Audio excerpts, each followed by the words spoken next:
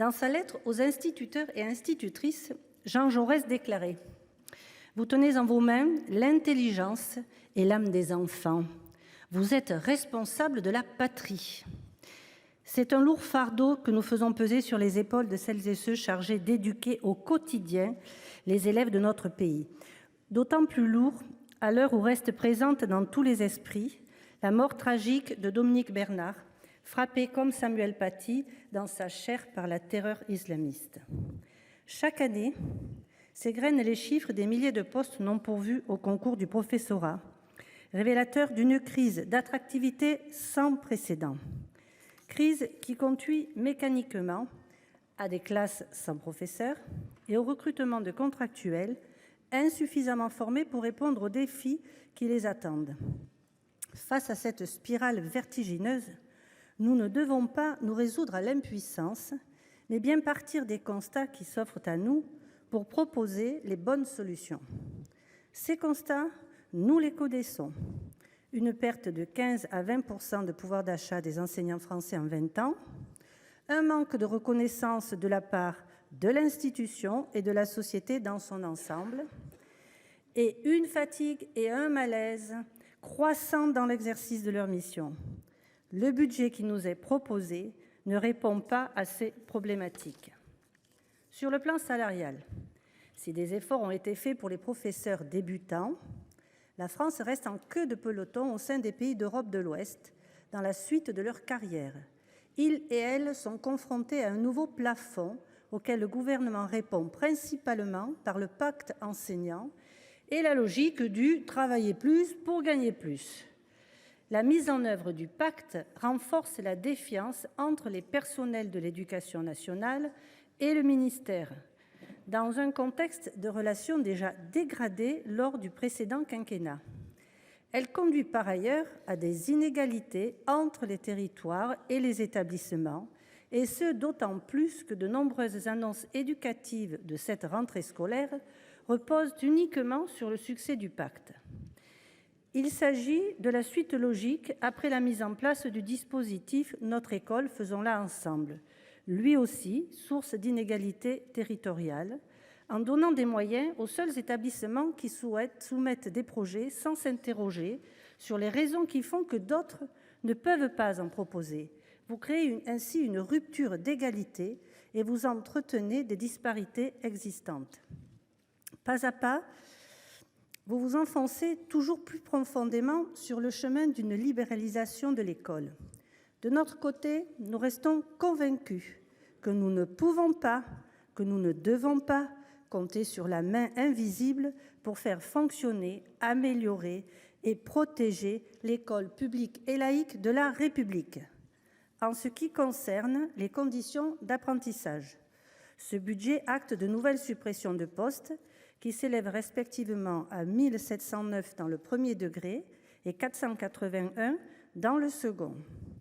Ces suppressions de postes ne sont pas une fatalité, mais bien un choix politique qui doit s'apprécier au regard du fait que la France est l'un des pays de l'Union européenne dont les effectifs par classe sont les plus élevés dans le premier et le second degré.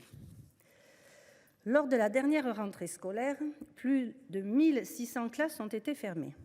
Et nous connaissons l'impact que de telles fermetures peuvent avoir dans nos territoires ruraux. La mobilisation locale pour empêcher la fermeture de telle ou telle classe n'a de sens que si nous nous battons au moment du budget en ce moment pour maintenir le nombre de postes nécessaires. Ce budget est également défaillant sur le plan de l'inclusion scolaire.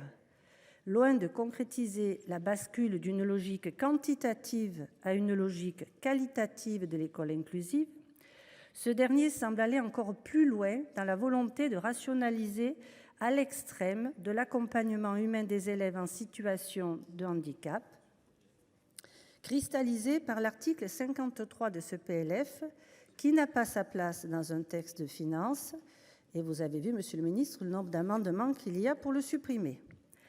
En quelques années, les AESH sont devenus la deuxième catégorie de personnel de l'éducation nationale. C'est la conséquence directe de la hausse de 220% des effectifs d'élèves en situation de handicap scolarisés en milieu ordinaire depuis 2004.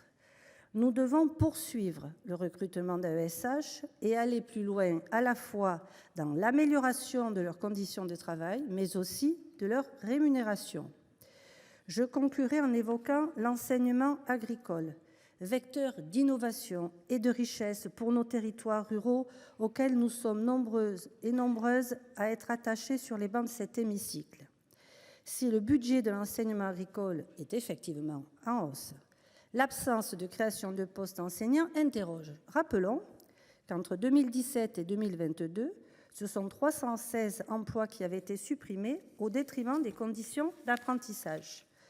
Nous aspirons toutes et tous à une hausse du nombre d'apprenants dans l'enseignement agricole pour répondre aux défis du renouvellement des générations d'agriculteurs et d'agricultrices et de la nécessaire transition agroécologique.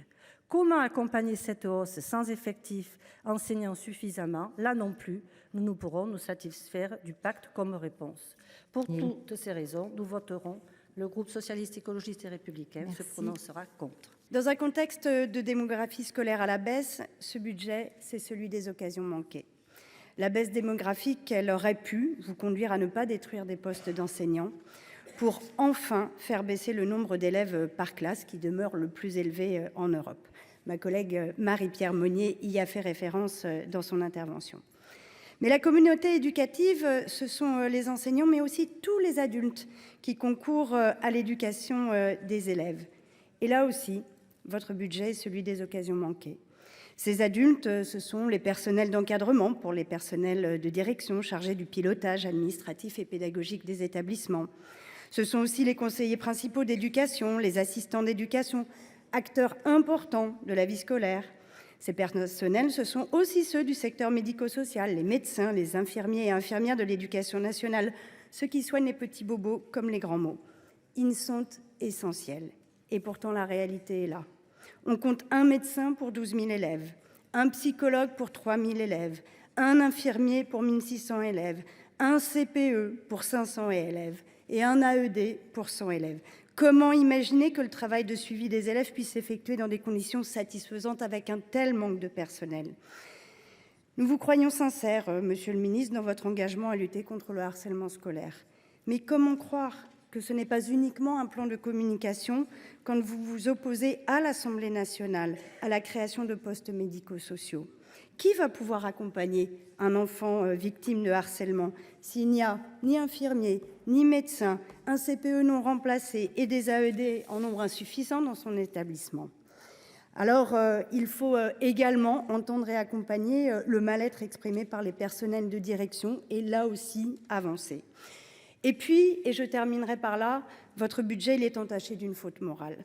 Dans un pays où un Français sur 3 déclare ne pas manger à sa faim, dans une France qui gronde, et vous ne pouvez l'ignorer, vous baissez les crédits alloués aux bourses sur critères sociaux, vous baissez les fonds sociaux collégiens et lycéens. Et ceci, même dans l'enseignement agricole, vous nous avez opposé lorsque nous vous avons interrogé le fait que la démographie baissait et que donc le budget alloué aux bourses baissait mécaniquement. Dans l'enseignement agricole, où la démographie est en hausse, le budget des bourses baisse quand même. Monsieur le ministre, vous ne pouvez pas faire ces économies sur le dos des familles les plus fragiles. C'est une faute et le symbole d'une politique d'injustice sociale. Alors, pour toutes les raisons évoquées par mes collègues précédemment, mais aussi parce qu'on ne peut pas faire les poches des familles les plus pauvres, alors nous voterons contre ces crédits proposés aujourd'hui.